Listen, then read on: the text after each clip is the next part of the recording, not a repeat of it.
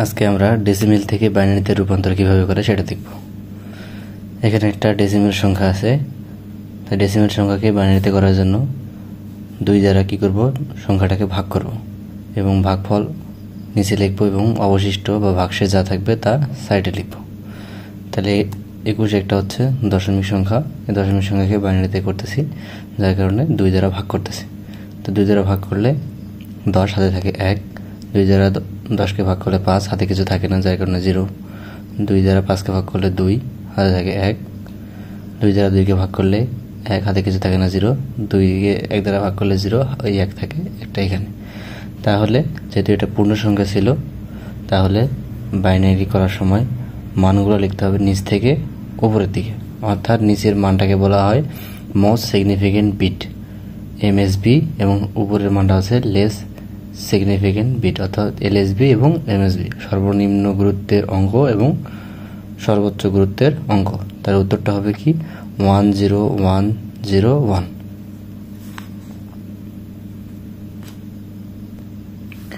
আবার এই সংখ্যাটাকে 21 সংখ্যাটাকে আমরা একবারও করতে পারি। কীভাবে?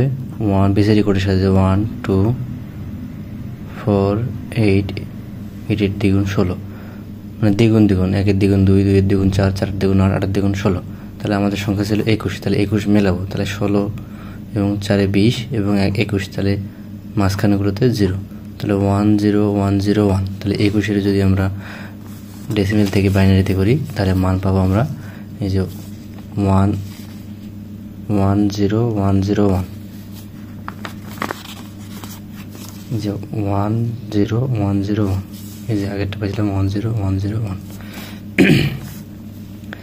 এখন যদি দশমিক সংখ্যা থাকে, তো দশমিক সংখ্যা যদি থাকে তাহলে কি করব, দশমিক সংখ্যা থাকলে বাইনারি করার সময় সেই সংখ্যাটা কি করতে হবে, 2 দ্বারা গুণ করতে হবে।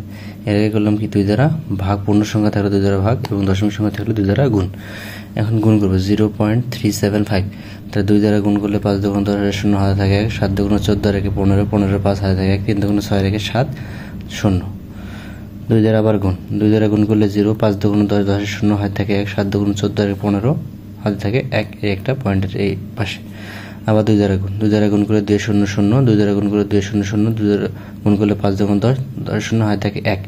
এবং যখনই পূর্ণ সংখ্যা আসবে তখন আর এই 2 দ্বারা সেটাকে গুণ করবো না, কেননা বাইনারিতে 0 আর 1ই হয়। তাহলে 2 দ্বারা যদি গুণ করি তাহলে 2 হয়, তো 2 বসানো যাবে না। তাহলে কি করতে হবে, পূর্ণ সংখ্যা আসলে সেটা বাদ দিয়ে গুণ করতে হবে।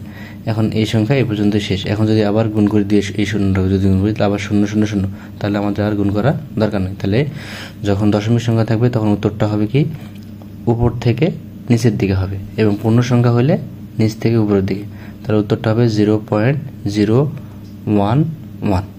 অথবা আমরা এমনি থেকেও দেখতে পারি যে যেহেতু এ পর্যন্তই, তাহলে হচ্ছে 0.011, তাহলে এটার উত্তর হচ্ছে 0.011। তাহলে এটা হচ্ছে বাইনারি যেতে করতেছি, তার 2 দ্বারা বাইনারি বেস বা ভিত্তি হচ্ছে 2, এই জন্য 2 লিখব। সেমভাবে যদি করি, যদি শেষে 0 0 ভাগফলটা যদি শেষে যদি গুণফলটা 0 0 আসে তাহলে শেষ, যদি না আসে তাহলে আমরা মিনিমাম 5 বার করবো এবং উত্তর লেখার সময় ডট ডট ডট ডট দিব, মানে আরও চলতে আছে। এই পরেরটা যদি আমরা দেখি এই জিনিসটা ক্লিয়ার হবে। এখন 0.826, তাহলে এটাকে যদি আমরা বাইনারি করি তাহলে 2 দ্বারা গুণ করব। তাহলে 6 2 12, 2 হাতে থাকে 1, 2 2 4 1 5 হাতে থাকে 1, 8 2 16, 16 6 হাতে থাকে 1, এই একটাই পাশে।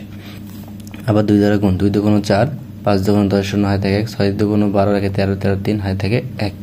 এই পূর্ণ সংখ্যাটাকে গুণ আর করবো না। আগেই বলছি পূর্ণ সংখ্যা থাকলে সেটাকে আর গুণ হবে না, দশমিকের সামনে যে পূর্ণ সংখ্যা থাকবে সেটাকে আর গুণ করবো না। সেমভাবে আবার করবো, 2 দ্বারা গুণ করি, 4 2 8, 2 0 0, 3 2 6 0। তাহলে এইভাবে আমরা করতে থাকবো এবং উত্তর লেখার সময় লিখবো কি উপর থেকে নিচের দিকে।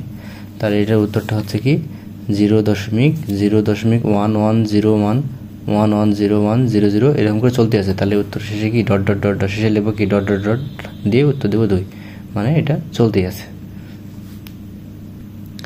এবার আমরা ডেসিমেল থেকে অক্টালে রূপান্তর করব। এটা করলাম ডেসিমেল থেকে বাইনারিতে, তাহলে যখন ডেসিমেল থেকে অক্টালে রূপান্তর করব সেক্ষেত্রে কি করব, অক্টাল।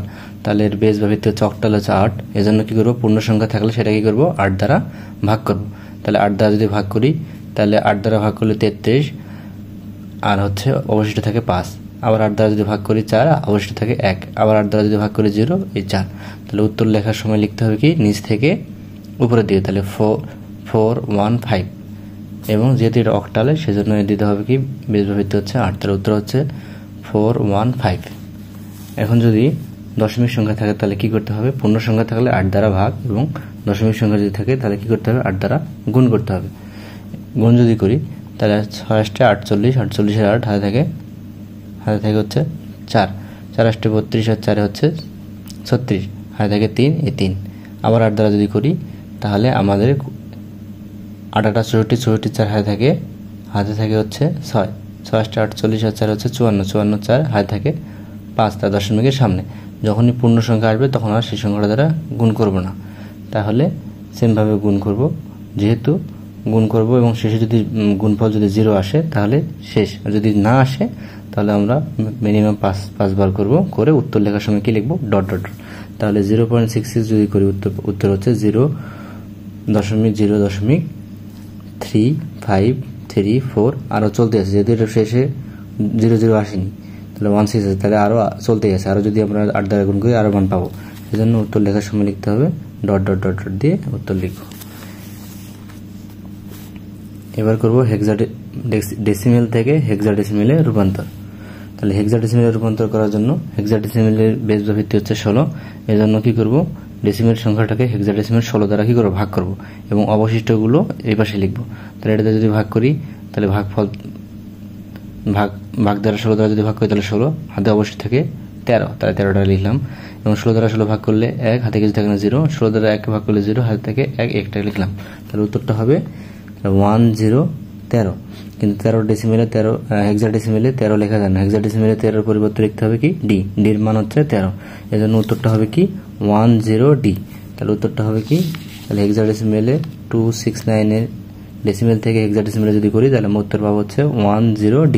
এই যে 1013 মান হচ্ছে ডি, এজন্য উত্তরটা হচ্ছে 10D। যেহেতু হেক্সাডেসিমেল এজন্য বেজ ব্যবহৃত হচ্ছে 16। সেমভাবে যদি দশমিক সংখ্যা থাকে তাহলে কি করব, যে সংখ্যা থাকবে সেটাকে 16 দ্বারা কি করব, আমরা গুণ করব। তাহলে পূর্ণ সংখ্যা থাকলে ভাগ করব এবং দশমিক সংখ্যা থাকলে সেটাকে গুণ করব। 16 দ্বারা যদি গুণ করি তাহলে